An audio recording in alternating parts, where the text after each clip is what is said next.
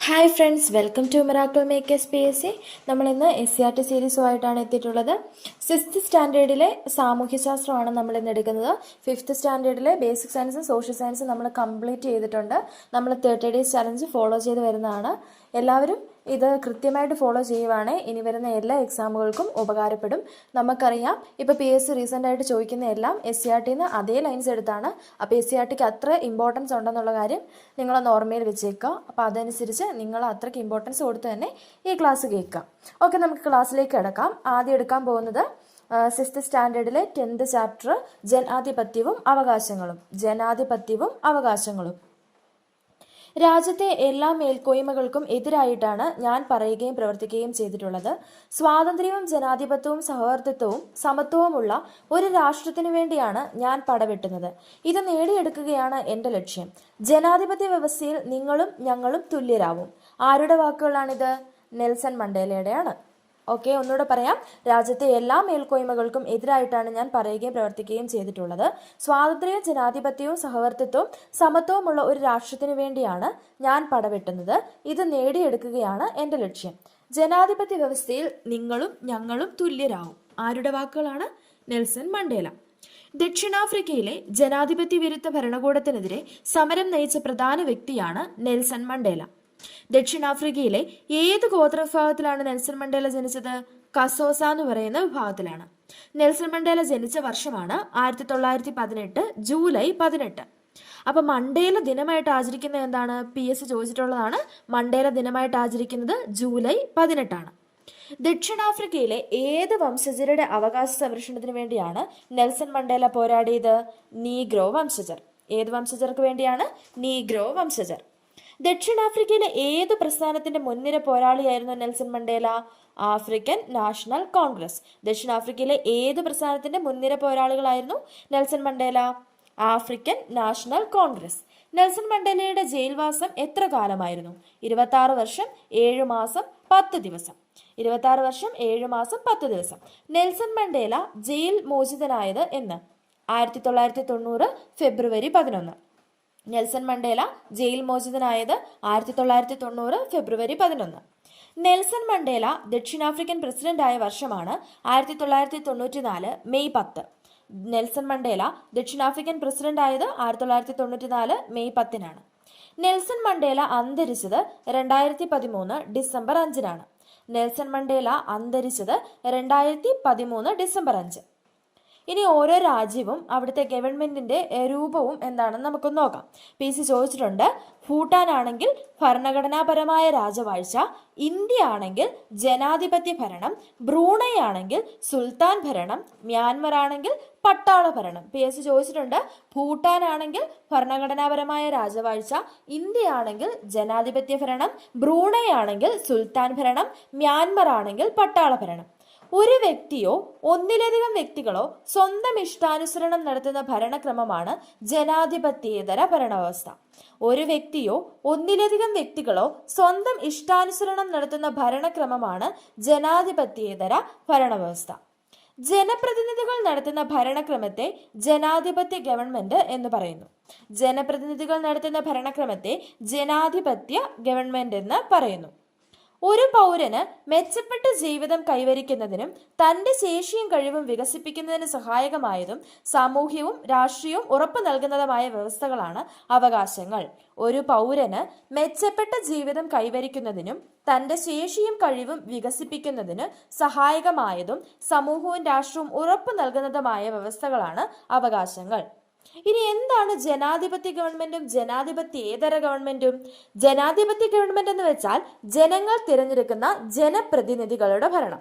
എന്താണ്? ജനങ്ങൾ തിരഞ്ഞെടുക്കുന്ന ജനപ്രതിനിധികളുടെ ഭരണമാണ് ജനാധിപത്യ ഗവൺമെന്റ്. എന്താണ് ജനാധിപത്യേതര ഗവൺമെന്റ്? അധികാരം പരമ്പരാഗതമായി കൈമാറുകയോ പിടിച്ചെടുക്കുകയോ ചെയ്യുന്നു. അധികാരം പരമ്പരാഗതമായി കൈമാറുകയോ പിടിച്ചെടുക്കുകയോ ചെയ്യുന്നു. ജനങ്ങൾ അഭിപ്രായ സ്വാതന്ത്ര്യവും അവകാശങ്ങളും നിയമപരമായി ഉറപ്പു നൽകുന്നതാണ് ജനാധിപത്യ ഗവൺമെന്റ്. ജനങ്ങൾക്ക് അഭിപ്രായ സ്വാതന്ത്ര്യവും അവകാശങ്ങളും നിയമപരമായിട്ട് ഉറപ്പു നൽകുന്നതാണെങ്കിൽ ജനാധിപത്യ ഗവൺമെന്റ്. ജനങ്ങൾ അഭിപ്രായ സ്വാതന്ത്ര്യവും അവകാശങ്ങളും പരിമിതപ്പെടുത്തിയിട്ടുള്ളത് എവിടെയാണ്? ജനാധിപത്യേതര ഗവൺമെന്റ്. ഭരണാധികാരികളും നിയമത്തിന് വിധേയരായി പ്രവർത്തിക്കുന്നത് ജനാധിപത്യ ഗവൺമെന്റിന്റെ സവിശേഷതയാണ്. എന്നാൽ ഭരണാധികാരി നിയമത്തിന് അതീതനായിട്ടും, കാരണം അവർ തീരുമാനിക്കുന്നതാണ് നിയമം. അങ്ങനെയുള്ളത് എവിടെയാണ്? ജനാധിപത്യേതര ഗവൺമെന്റ്. നമുക്കൊന്നുകൂടെ നോക്കാം. ജനാധിപത്യ ഗവൺമെന്റിന്റെ സവിശേഷതകളാണ്: ജനങ്ങൾ തിരഞ്ഞെടുക്കുന്ന ജനപ്രതിനിധികളുടെ ഭരണം, ജനങ്ങൾക്ക് അഭിപ്രായ സ്വാതന്ത്ര്യവും അവകാശങ്ങളും നിയമപരമായി ഉറപ്പു നൽകുന്നു, ഭരണാധികാരികളും നിയമത്തിന് വിധേയരായി പ്രവർത്തിക്കുന്നു. ജനാധിപത്യേതര ഗവൺമെന്റ് ആണെങ്കിലോ അധികാരം പരമ്പരാഗതമായി കൈമാറുകയോ പിടിച്ചെടുക്കുകയോ ചെയ്യുന്നു, ജനങ്ങൾക്ക് അഭിപ്രായ സ്വാതന്ത്ര്യവും അവകാശങ്ങളും പരിമിതമാണ്, ഭരണാധികാരി നിയമത്തിന് അതീതനാണ്, കാരണം അവർ തീരുമാനിക്കുന്നതാണ് നിയമം. ജനാധിപത്യ ഗവൺമെന്റിന്റെ മേന്മകൾ എന്തൊക്കെയാണ്? ജനാഭിലാഷം മാനിക്കുന്നു, വ്യക്തി സ്വാതന്ത്ര്യം സംരക്ഷിക്കുന്നു, ഭരണാധികാരികളും ജനങ്ങളും ഒരേ നിയമത്തിന് വിധേയമാണ്, ഭരണാധികാരികൾ ജനങ്ങളോട് കടപ്പെട്ടിരിക്കുന്നു. എന്തൊക്കെയാണ് ജനാധിപത്യ ഗവൺമെന്റിന്റെ മേന്മകൾ? നമുക്കറിയാം, ഇപ്പൊ സ്റ്റേറ്റ്മെന്റ് ടൈപ്പ് ഓഫ് ക്വസ്റ്റ്യൻസ് ആണ് ചോദിക്കുന്നത്. അപ്പൊ ഇങ്ങനെയുള്ള ഫാക്ടുകളൊന്നും നമ്മൾ വിട്ടുകളയരുത്. അപ്പൊ ഇങ്ങനെ കാണുന്നതെല്ലാം നമ്മളൊന്ന് റീഡ് ചെയ്തിട്ടെങ്കിലും പോകണം. കാരണം നമുക്ക് ഓപ്ഷൻ കാണുമ്പം അറ്റ്ലീസ്റ്റ് നമുക്ക് അതിൽ നിന്ന് എലിമിനേറ്റ് ചെയ്തെങ്കിലും ഉത്തരത്തിലേക്ക് എത്താൻ സാധിക്കും. അപ്പൊ ജനാധിപത്യ ഗവൺമെന്റിന്റെ മേന്മകൾ എന്തൊക്കെയാണ്? ജനാഭിലാഷം മാനിക്കുന്നു, വ്യക്തി സ്വാതന്ത്ര്യം സംരക്ഷിക്കുന്നു, ഭരണാധികാരികളും ജനങ്ങളും ഒരേ നിയമത്തിന് വിധേയരാണ്, ഭരണാധികാരികൾ ജനങ്ങളോട് കടപ്പെട്ടിരിക്കുന്നു. ജീവിക്കാനുള്ള അവകാശം എന്നാൽ അന്തസ്സോടെയുള്ള ജീവിതം എന്നർത്ഥമാക്കുന്നത്. ജീവിക്കാനുള്ള അവകാശം എന്നാൽ അന്തസ്സോടെയുള്ള ജീവിതം എന്നാണ് അർത്ഥമാക്കുന്നത്. ശുദ്ധവായു, ശുദ്ധജലം, മതിയായ പോഷകാഹാരം എന്നിവയൊക്കെ ജീവിക്കാനുള്ള അവകാശത്തിന്റെ ഭാഗമാണ്. ഓരോ രാജ്യവും ഭരണഘടനയിൽ ഉൾപ്പെടുത്തി പൗരന് ഉറപ്പു നൽകുന്ന അവകാശങ്ങളുടെ പട്ടിക അറിയപ്പെടുന്നത് എന്താണ്? അവകാശ പത്രിക. ഇമ്പോർട്ടൻറ്റ്. ഓരോ രാജ്യവും ഭരണഘടനയിൽ ഉൾപ്പെടുത്തി പൗരന് ഉറപ്പു നൽകുന്ന അവകാശങ്ങളുടെ പട്ടികയാണ് അവകാശ പത്രിക. മാഗ്ന കാർട്ട ഒപ്പുവെച്ച വർഷം എന്നാണ്? PSC ഒരിടയ്ക്ക് എപ്പോഴും റിപ്പീറ്റ് ആയിട്ട് ചോദിച്ചുകൊണ്ടിരുന്ന ക്വസ്റ്റ്യൻ ആണ്. മാഗ്ന കാർട്ട ഒപ്പുവെച്ച വർഷം എന്നാണ്? 1215. ഇന്ത്യയുടെ അവകാശ പത്രിക ഏത് പേരിലാണ് അറിയപ്പെടുന്നത്? മൗലിക അവകാശങ്ങൾ. ഓർത്തോണം, ഇന്ത്യയുടെ അവകാശ പത്രിക ഏത് പേരിൽ അറിയപ്പെടുന്നു? മൗലിക അവകാശങ്ങൾ. സാർവദേശീയ മനുഷ്യാവകാശ പ്രഖ്യാപനം എന്നായിരുന്നു? PSC റിപ്പീറ്റഡ് ആയിട്ട് ചോദിച്ച ക്വസ്റ്റ്യൻ ആണ്. സാർവദേശീയ മനുഷ്യാവകാശ പ്രഖ്യാപനം എന്നാണ്? 1948 ഡിസംബർ 10. 1948 ഡിസംബർ 10. ദേശീയ മനുഷ്യാവകാശ സംരക്ഷണ നിയമം പാർലമെന്റ് പാസാക്കിയതെന്നാണ്? ദേശീയ മനുഷ്യാവകാശ സംരക്ഷണ നിയമം പാർലമെന്റ് പാസാക്കിയതെന്നാണ്? 1993. 1993 ദേശീയ മനുഷ്യാവകാശ സംരക്ഷണ നിയമം പാർലമെന്റ് പാസാക്കിയത്. സാർവദേശീയ മനുഷ്യാവകാശ പ്രഖ്യാപനത്തിൽ ഉൾക്കൊള്ളിച്ചിട്ടുള്ള ചില അവകാശങ്ങളാണ്: ജീവിക്കാനുള്ള അവകാശം, സ്വാതന്ത്ര്യത്തിനുള്ള അവകാശം, സംഘടനാ സ്വാതന്ത്ര്യം, തൊഴിലവകാശം, സംസ്കാരവും ഭാഷയും ലിപിയും സംരക്ഷിക്കുവാനുള്ള അവകാശം. അപ്പോൾ ഓർത്തു വെച്ചോണം, സാർവദേശീയ മനുഷ്യാവകാശ പ്രഖ്യാപനത്തിൽ ഉൾക്കൊള്ളിച്ചിട്ടുള്ള ചില അവകാശങ്ങളാണ്: ജീവിക്കാനുള്ള അവകാശം, സ്വാതന്ത്ര്യത്തിനുള്ള അവകാശം, സംഘടനാ സ്വാതന്ത്ര്യം, തൊഴിലവകാശം, സംസ്കാരവും ഭാഷയും ലിപിയും സംരക്ഷിക്കുവാനുള്ള അവകാശം. ദേശീയ മനുഷ്യാവകാശ കമ്മീഷൻ നിലവിൽ വന്നതെന്നാണ്? 1993.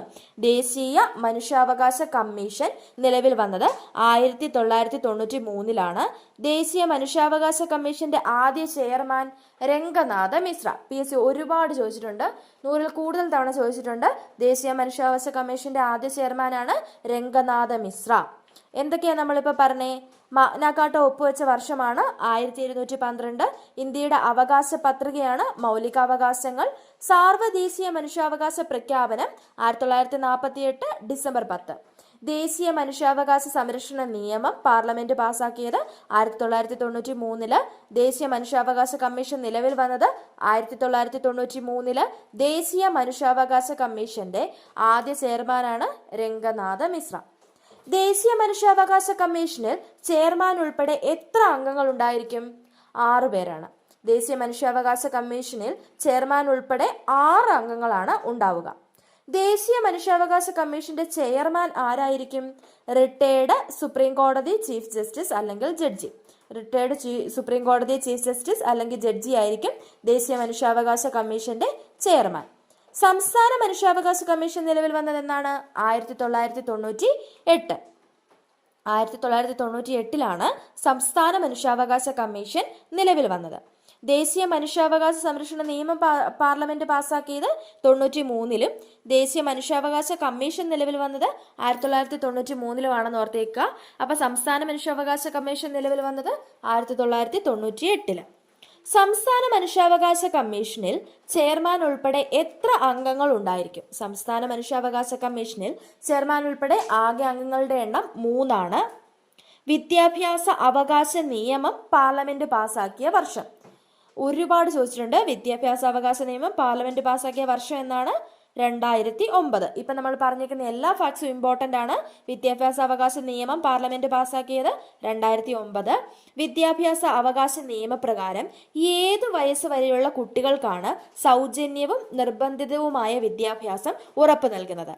വിദ്യാഭ്യാസ അവകാശ നിയമപ്രകാരം ഏത് വയസ്സ് വരെയുള്ള കുട്ടികൾക്കാണ് സൗജന്യവും നിർബന്ധിതവുമായ വിദ്യാഭ്യാസം ഉറപ്പു നൽകുന്നത്? 6 മുതൽ 14 വയസ്സ് വരെ. ബച്പൻ ബച്ചാവോ ആന്തോളൻ എന്ന സംഘടന രൂപീകരിച്ച വ്യക്തി. ബച്പൻ ബച്ചാവോ ആന്തോളൻ എന്ന സംഘടന രൂപീകരിച്ച വ്യക്തി ആരാണ്? കൈലാഷ് സത്യാർത്ഥി. ബാലവേലക്കെതിരെ പ്രവർത്തിച്ചതിന് കൈലാഷ് സത്യാർത്ഥിക്ക് സമാധാന നൊബേൽ സമ്മാനം ലഭിച്ച വർഷമാണ് 2014. ഇപ്പം നമ്മൾ പറഞ്ഞ എല്ലാ പോയിന്റ്സും ഒരെണ്ണം വിടാതെ എല്ലാം PSC ചോദിച്ചിട്ടുള്ള PYQs ആണ്. അപ്പോൾ അത്ര ഇമ്പോർട്ടൻസ് കൊടുത്തു വേണം നിങ്ങളത് കേൾക്കാനും എഴുതി വെച്ച് തന്നെ പഠിക്കുക. ഇപ്പം നമ്മൾ പറഞ്ഞ കുറച്ച് ഫാക്ട്സ് ഇല്ലേ, മനുഷ്യാവകാശ കമ്മീഷന് തുടങ്ങിയ കുറച്ച് കാര്യങ്ങൾ നമ്മൾ പറഞ്ഞു. അത് നിങ്ങൾക്ക് പറ്റുമെങ്കിൽ നിങ്ങൾ എഴുതി വെച്ച് തന്നെ പഠിക്കുക. അപ്പം നമ്മൾ ലാസ്റ്റ് പറഞ്ഞ എന്താണ്?